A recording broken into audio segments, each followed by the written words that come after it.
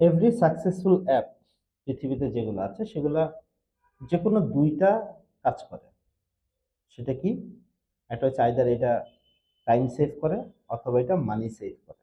কোনো কোনো অ্যাপ দুইটাই করতে পারে, এবং যেই অ্যাপ এই দুইটার যে কোনো একটা করে না সেটা সাকসেসফুল অ্যাপ হয় না, এবং দ্যাট ইজ দ্য রিয়েলিটি।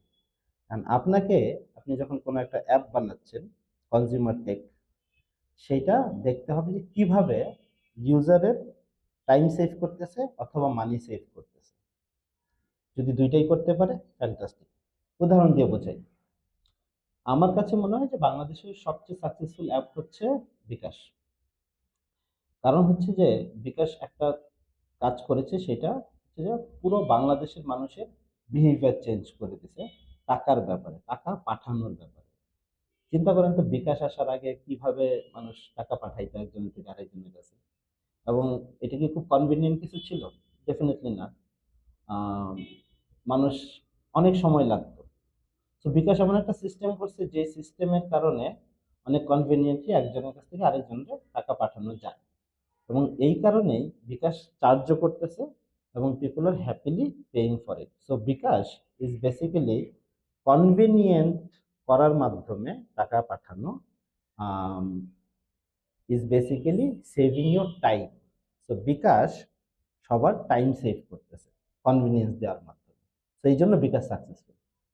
দুই নাম্বার যদি বলি, যে আমি মনে করি যে বাংলাদেশের এরপরে নেক্সট যে অ্যাপটা যেটা সবচেয়ে সাকসেসফুল বলে আমি মনে করি, সেটা হচ্ছে পাঠাও। পাঠাও আসার আগে কখন আমরা কল্পনা করছি কিনা যে একজন অপরিচিত বাইকারের পেছনে উইঠা এক জায়গা থেকে আরেক জায়গায় যাবে? এই ধরনের একটা বিহেভিয়ার পাঠাও চেঞ্জ করে ফেলছে বাংলাদেশে, এবং তারপরে পাঠাওয়ের পরে আরো অন্যান্যরা আসছে। এবং এই কারণে এখন কি হয় যে কেউ একজন বাইক নিয়ে দাঁড়ায় থাকলেও, যে ভাই আপনি যাবেন, হ্যাঁ হ্যাঁ যাবো, ওইটা আমরা চলে যাচ্ছি, আমরা ইভেন পাঠাও অ্যাপের বাইরে। এইটা পাঠাও কিভাবে করছিল? এগেইন আমরা যদি চিন্তা করি পাঠাও কি করছে, আগে বাইরে দাঁড়ায় থাকতে হইলো সিএনজি আসলে, তারপরে সিএনজি ওয়ালার কাছে উঠে যেতে হতো, অথবা এক জায়গা থেকে আরেক জায়গায় যাওয়ার ক্ষেত্রে আমার বাস স্টেশনে যেয়ে আমি তারপরে বাস দিয়ে এক জায়গা থেকে আরেক জায়গায় যেতাম। পাঠাও কি করছে, আমি ইটস লাইক এ ম্যাজিক, আমি একটা অ্যাপে ক্লিক করব, বাইক আমার কাছে আসবে, আমি বাইরে যাব না, আমি তারপরে নামবো, তারপর এক জায়গা থেকে আরেক জায়গায় যাব।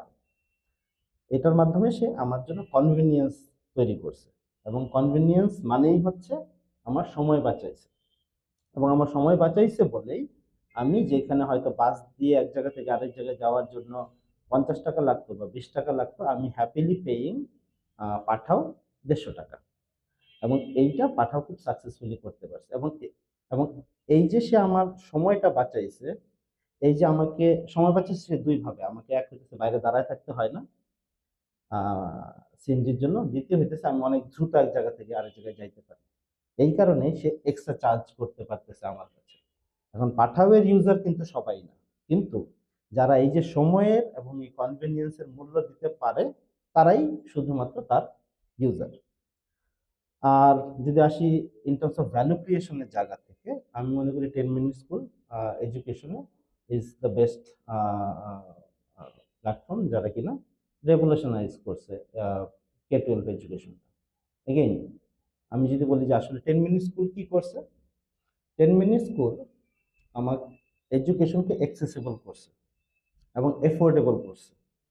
সো অ্যাক্সেসিবল এফোর্ডেবল করা কি, যে আমি যদি আগে একটা স্যারের কাছে পড়তে যাইতাম, ওইখানে আমাকে যে টাকা দিতে হইতো এবং যেভাবে পড়তে যাইতে হইতো, একটা ব্যাচ হয়, ওখানে যাব, আমি পড়বো বা ফেরত আসবো, 1,000 টাকা মাসে দিব, আমার সময়টাও যায় এক্সট্রা, আবার আমার টাকাটাও বেশি যায়। সো 10 মিনিট স্কুল যেটা করছে, at a very affordable rate আমাকে লাইভ টিউশনি করাচ্ছে from the best teachers. So again আমি যদি কাট ডাউন করি, আসলে সে কি করছে, সে আসলে আমার মানি সেভ করছে এবং আমার টাইম সেভ করছে, সেটা প্যারেন্ট পে করুক আর স্টুডেন্ট পে করুক।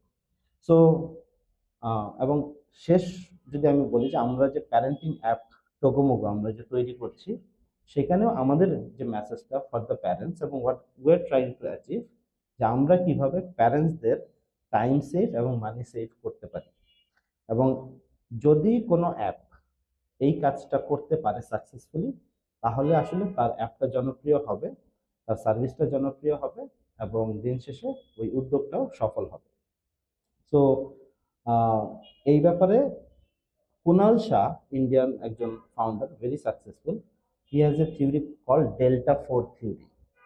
সো ডেল্টা ফোর থিওরিটা বলছে এটা যে একজন ইউজার, একজন কনজিউমার যদি বিহেভিয়ার ওয়ান থেকে আরেকটা বিহেভিয়ারে যায়, নতুন বিহেভিয়ার, সেটা যদি ফোর, ডেল্টা ফোর মানে আগেরটাতে যদি আমি আগের বিহেভিয়ারে যদি আমি পিন দেই, যে সিএনজি সার্ভিস, যে আমি যাবো, একটা সিএনজি আসছে, আমি উঠে চলে যাব, এইটাকে যদি আমি কনভেনিয়েন্সে 10-এ 3 দেই, ভার্সেস পাঠাও আমি অ্যাপে কল দিছি, সে আসছে এবং আমি চলে গেছি এক জায়গা থেকে আরেক জায়গায়, সেইটাতে যদি আমি জাস্ট 8 দেই, তাহলে এই যে 3 ভার্সেস 8 মানে হচ্ছে 5-এর ডিফারেন্স। এরকম যদি 4-এর ডিফারেন্স হয়, 4 ডিফারেন্স হয় from one behaviour to another, ওনার কথা হচ্ছে যে এই ইউজার আর কখনো ব্যাক করবে না প্রিভিয়াস যে বিহেভিয়ার আছে সেটাতে একবার। এবং if you can change that behaviour of a consumer through your app, through your service, then you will make a lot of money for that service. আপনারা এটা নিয়ে আরেকটু বিস্তারিত জানতে চাইলে আপনারা কুনাল স্যার এই ভিডিওটা দেখতে পারবেন, ইউটিউবে আছে। আর ফাইনালি আপনি যদি এই ধরনের কোনো টেক প্রোডাক্ট বিল্ড করতে থাকেন, তাহলে এই প্রশ্নটা করেন, আপনার প্রোডাক্টটা কিভাবে আইদার টাইম অথবা মানি সেভ করতেছে আপনার ইউজারের জন্য। Good luck.